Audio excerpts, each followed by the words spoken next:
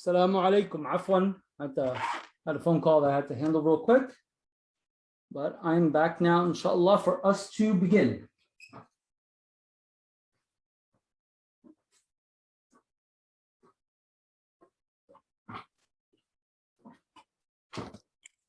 And I just want to let you know, Shaykh Abdullah, inshallah ta'ala, we're working on getting the book printed again, bi'idhnillah ta'ala. Nas'al Allah subhanahu wa ta'ala, at-tawfiq was-sadad. Let's begin, inshallah ta'ala. We're starting with Bab al-Salah, bi'idhnillah ta'ala. Nas'al Allah subhanahu wa ta'ala, at-tawfiq was-sadad. بسم الله الرحمن الرحيم الحمد لله رب العالمين والصلاة والسلام على سيد المرسلين نبينا محمد وعلى آله وأصحابه أجمعين وبعد. Today we are beginning Bab al-Salah. The author says الصلوات المكتوبات خمس وتقديم الصلاة على وقتها وتأخيرها عن وقتها بغير عذر من الكبائر. The times of Salah are very important. Those times within themselves are sacred that we need to respect and hold high and keep as they were commanded to us. He says, وَأَوَّلُ وَقْتُ الظُّهْرِ إِذَا زَالَتِ الشَّمْسِ. Dhuhr comes in after the sun begins its descent from the zenith, the center of the sky, towards the west. As soon as it does that, this is called Zawal al-Shams. It's an amazing activity, especially do with kids that get to see it for the first time. وَآخِرُهُ, so the beginning of that time block, which is the time block for Dhuhr, is when the sun begins its zawal. It ends إذا صار ظل كل شيء مثله غير ظل الاستواء. Now, you'll see in the beginning, he just simply said zawal al-shams. He didn't alert you to ظل الاستواء. If you are in an equator country, for the most part, when you stand directly under the sun, while the sun is in the zenith, right in the middle of the sky, normally you would not have a shade. But if you are in other locations, usually you might have a minor shade. That minor shade cannot be forgotten in the next timings calculation because it will throw your calculation off. So if you're looking at your shadow and you see 10 centimeters of shadow, while you know for a fact that the sun is in the middle of the sky, in the zenith, then you need to take those 10 centimeters into account for what is to follow. He says the ending time of Salatul Dhuhr, إِذَا صَارَ ظِلَّ كُلِّ شَيْءٍ مثله. So say you're 2 meters tall. Your shadow should be 2 meters tall, plus the 10 centimeters that were there when the sun was in the zenith. He says, وَأَوَّلُ وَقْتِ الْعَصْرِ إِذَا صَارَ ظِلُّ كُلِّ شَيْءٍ مِثْلَهُ وَزَادَ أَدْنَى زِيَادَةً. So we said you're using your body, yourself, as the measuring tool. مثلا, there was 10 centimeters when the sun was in the zenith or passing the zenith. Kalam Jameel. And then it got to your shadow, your shade, went to 2 meters and the 10 centimeters. So 2 meters, 10 centimeters. As soon as it gets to that, Dhuhr is over. As soon as it goes over that,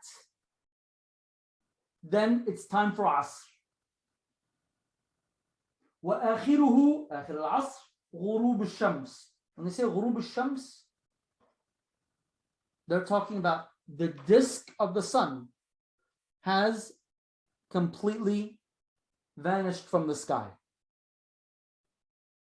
تمام? He says وأول وقت المغرب غروب قرص الشمس. Now once that disk fully goes down, that ends Asr and begins Maghrib. وآخره أي آخر المغرب على المختار, and we'll explain what على المختار means in a moment. غروب الشفق الأحمر, that's the redness in the sky. Okay, هذا بالنسبة للمغرب. الإمام الباجوري tells us العبرة بالمغيب أي ذهابه بالكلية, أي ذهاب الشفق الأحمر. طيب, what is المختار then? الإمام الشافعي in القديم, عفوا, in الجديد, he said Maghrib has one time, the time it takes you to prepare for it, pray it, and it's done. كلام جميل. In the Qadim, he said no, it's until الشفق الأحمر is gone. The reasons are many, but the mu'tamad is what he said in the Qadim. It's what he said in Al-Qadim. Now, once the Shafaq al-Ahmar is completely gone from the sky, فذاك أول وقت العشاء غروب الشفق الأحمر وآخره طلوع الفجر الصادق المنتشر عرضا. Because in Fajr, or right before Fajr, right, there's another lighting up of the sky. But after that one, the sky goes back and it dims and it darkens again. Tamam? So our focus is on that second light up of the sky. Normally people do not recognize 90% of everything I just mentioned because of modern lights, city lights, using clocks, not looking up above your head, etc. But it is obvious to the naked eye if you give it a chance and you do so. He says, وَأَوَّلُ وَقْتُ الصُّبْحِ طُلُوعِ الْفَجْرِ الصَّادِقِ. Now, you'll see the light of al-Fajr al-Sadiq appear right to left, east to west. That's when you know it's truthful. But al-Kadhib is more like the sun rays flickering against our atmosphere. So it throws a person off when they're trying to follow that. وآخر وقت الصبح طلوع الشمس. طلوع الشمس هو آخر وقت الصبح. تمام. And that ends صلاة الصبح. Many people come and say, but now we have a gap between when subh ends and dhuhr comes in. This is where the Shafi'iyya come and say, there was never a requirement from the beginning that the blocks need to connect. And this brings up another discussion. Does Isha really end with Al-Fajr al-Sadiq? There's other opinions within the school that say, no, it ends at midnight. It ends at the second third of the night, or at the end of the second third of the night. And there's other opinions. A lot of these opinions, the first objection to them was, well, then there's a gap. And the Shafi'iyya, all of them, all sides said, well, wait a minute. There was never a condition that all the time blocks, as I like to call them, needed to come in contact with another. The fact that Dhuhr, Asr, Maghrib, and Isha, for the most part, do, doesn't really indicate anything. It doesn't say that that's a necessity. So therefore, we need to understand that them connecting is not a necessity. And by understanding that this is not a necessity, this then allows opening for debates in the time of Isha based upon the Adillah. Yes, the Mu'tamad is that the time of Isha ends with Al-Fajr As-Sadiq or Subh As-Sadiq. Kalam Jameel? However, because of the existence of what might appear as suggesting otherwise, in some of the ahadith, it allows that room for discussion. He says, وَأَفْضَلُ الْأَعْمَالِ الْمُبَادَرَةُ بِالصَّلَاةِ فِي أَوَّلِ وَقْتِهَا. As soon as the prayer comes in, you drop what you're doing and you pray. That's the best. Tamam? He says, وَيُسَنُّ الْإِبْرَادُ بِالظُّهْرِ فِي شِدَّةِ حَرٍّ فِي قُطْرٍ حَارٍ لِمَنْ يُصَلِّ جَمَاعَةً فِي مَسْجِدٍ بَعِيدٍ. And al-ibrad, it means you wait for a little bit until the sun comes down. Right there at noontime, it's usually the sharpest. And then towards the afternoon, it gets sharp again. Jameel, but there's a condition for this. And that is people coming out, it's during the hot time, and we're doing this as an exception. We're not doing this on a regular basis. ومن أخر الصلاة حتى وقع بعضها خارج الوقت بغير عذر عصى. Whoever delays the prayer where it gets to a point where some of it is actually being performed outside of its time block without a legitimate excuse, then this is a sin. Now, we've discussed the times of salah in a basic premise. In the following books, there's a lot more detail involved, but I would like to give you the detailed outline in a general sense where you can understand the concepts that they're trying to get. So if you grab a pen and paper and you can draw a time block, draw this block, draw all the way on the far right, write 12, like 12 o'clock. For PM. And we're going to call this awal of dhuhr, the beginning of dhuhr. And at the end, let's write 4 p.m. akhir of dhuhr. Now we have this block or rectangle, begins with the entrance of the time of dhuhr and it ends at the ending of dhuhr. It's a 4-hour block. Now we need to know, how long does it take you to actually pray the 4 rak'ah? Not your wudu, just pray. We'll say it takes you 10 minutes. For what? For prayer. How long does it take you to make wudu? 5 minutes. Jameel, do you need any more time? We'll add another 5 minutes for needing, miscellaneous. So you need, in order to fulfill dhuhr prayer, you need 20 minutes. Okay. When's the best time to pray?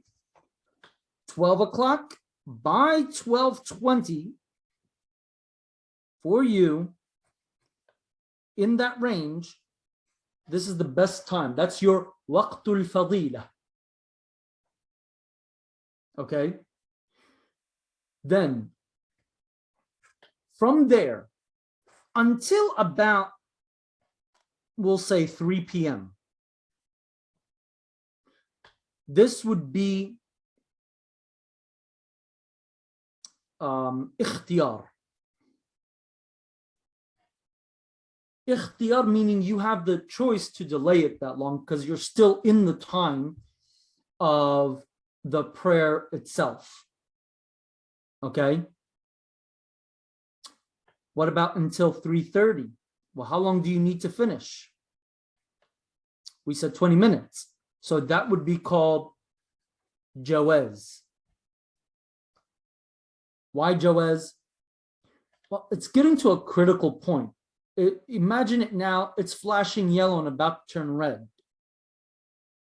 Okay, that's for what? 3:30, right? Well, what if it's now 3:50? What would this be? This would be waqt hurma. Waqt hurma. Why is it hurma? Because you only have 10 minutes left.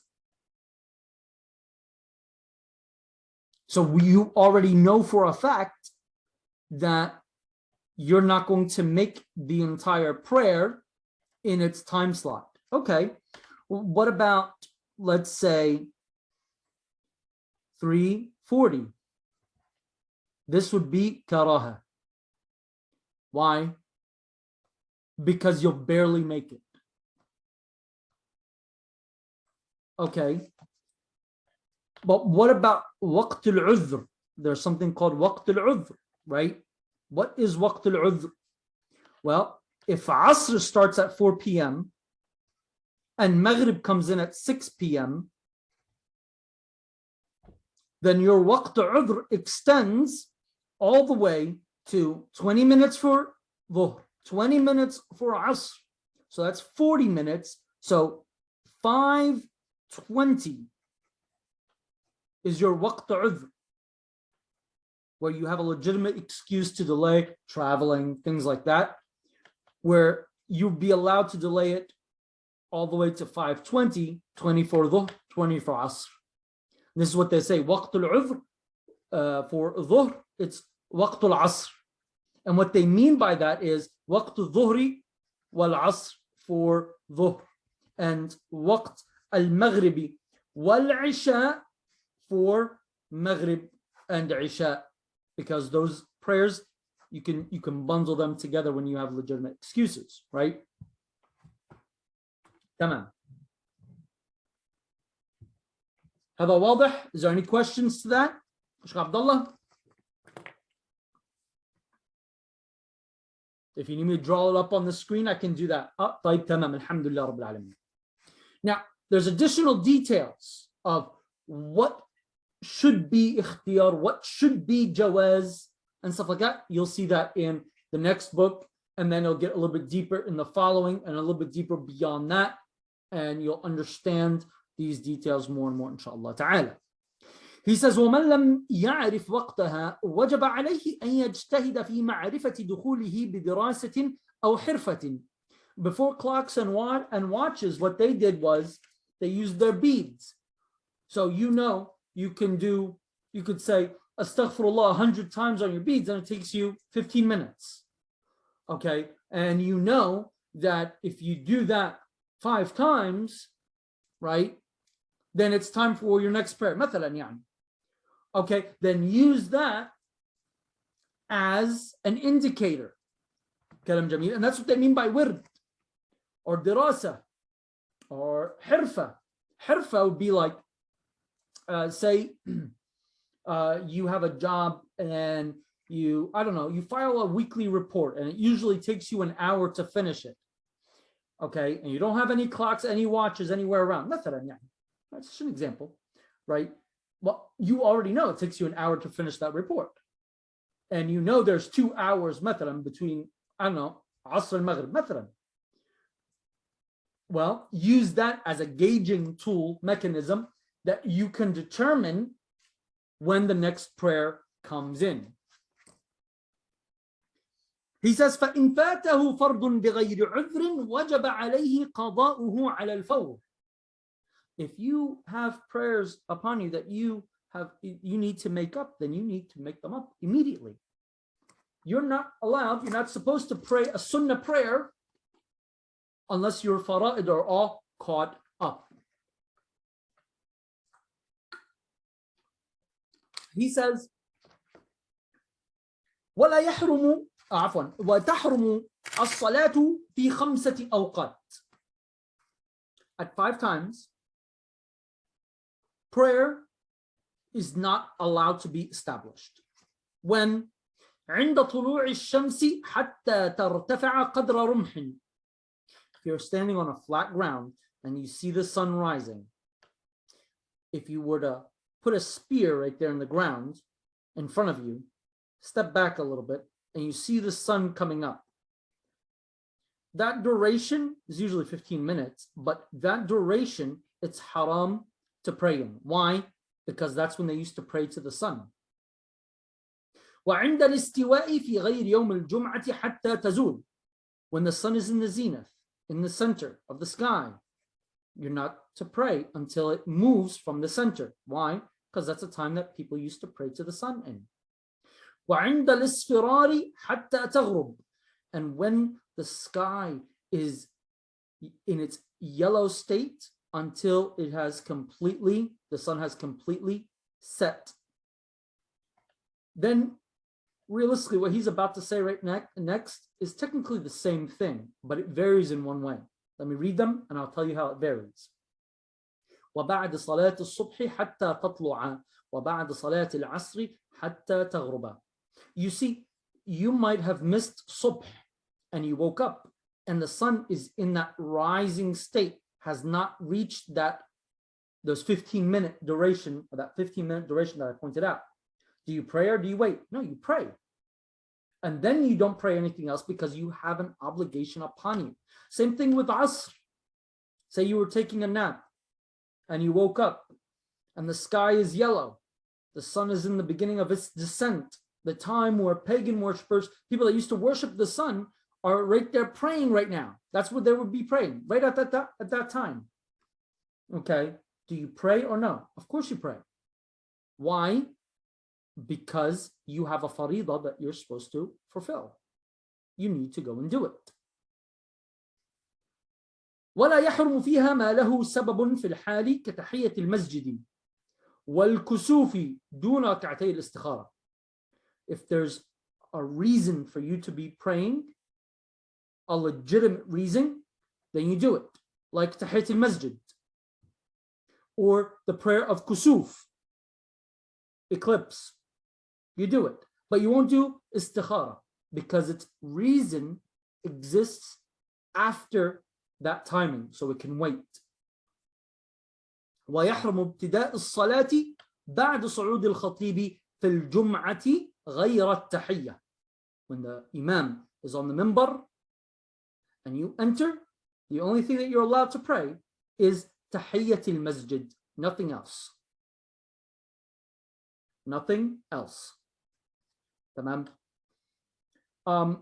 I need to be excused for now, inshallah ta'ala. We'll pick up from Man tajibu alayhi salat in our next class, inshallah ta'ala.